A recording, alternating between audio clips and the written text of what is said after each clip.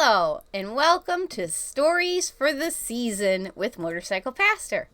I'm Mrs. Motorcycle Pastor. It's good to see y'all tonight.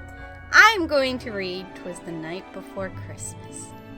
So get a cup of cocoa, cozy up by the fire, and let's listen. 'Twas the night before Christmas, when all through the house not a creature was stirring, not even a mouse. The stockings were hung by the chimney with care, in hopes that St. Nicholas soon would be there. The children were nestled all snug in their beds, while visions of sugar plums danced in their heads. Mamma in her kerchief and I in my cap had just settled our brains for a long winter's nap. When out on the lawn there arose such a clatter, I sprang from my bed to see what was the matter.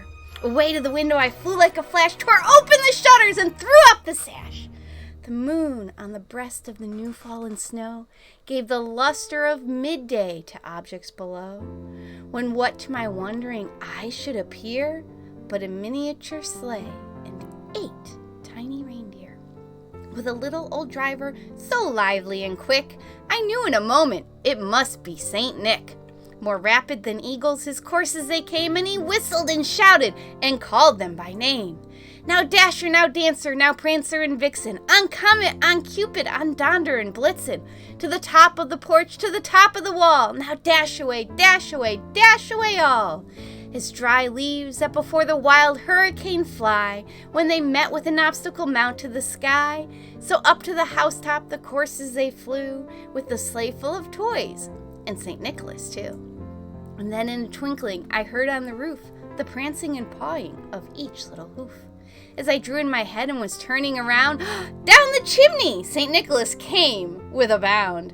He was dressed all in fur from his head to his foot, and his clothes were all tarnished with ashes and soot. A bundle of toys he had flung on his back, and he looked like a peddler just opening his pack.